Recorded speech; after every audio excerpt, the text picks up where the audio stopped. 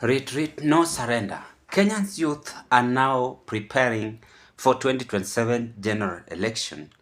And even before I display this audio clip, which I came across, this is what is happening.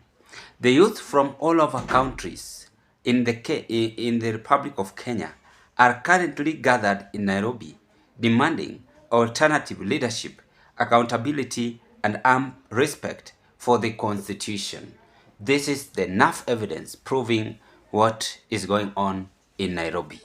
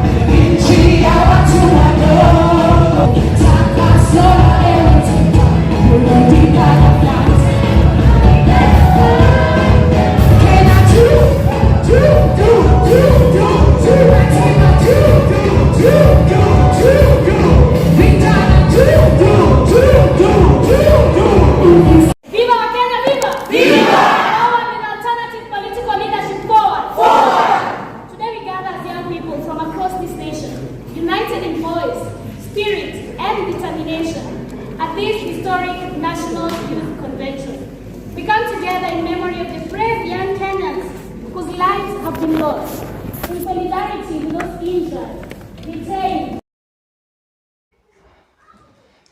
Now, you've watched and listened to the video, ladies and gentlemen. Why do you think Kenya's youth are camping together and preparing for 2027 election as they demand the Constitution to be revived? Before I carry on, ladies and gentlemen, if you are a first-time viewer watching me in this broadcast and always having interest, proceed with this kind of political discussion, I request you kindly do me a favor. Take a 1 second, click that notification bell and subscribe to our YouTube channel. Like my video, share them to your friends, family and relatives. For those of you that subscribe to this platform, I want to thank you so much for making this platform to be great and greater. And that is our expectation. By the end of this year, we're going to make it at 20k subscribers. Now, I am going to be very much brief on this because this is not the first time Kenyan's youth are fighting all over the country. I have come across several videos, and I know some of you also have come across several videos where youth are demanding for justice, accountability, and good leadership or good governorship. When the country is crooked, for instance, today in the morning, I analyzed 4.1 billion MPs looting, and they are just misusing the resources. This might make youths in this country to react. The governors are also looting the fund, the county fund. When you talk about this, they protect themselves using the EACC administration. So, what do you expect Kenyans youth to do? Is to assemble, gather, and demand justice for their future leadership. And that is why today, if assume 1.9 trillion is stolen, assume roughly 1.9 trillion is stolen, what do you expect? What might be some Kenyans youth expectation? They are going to be annoyed.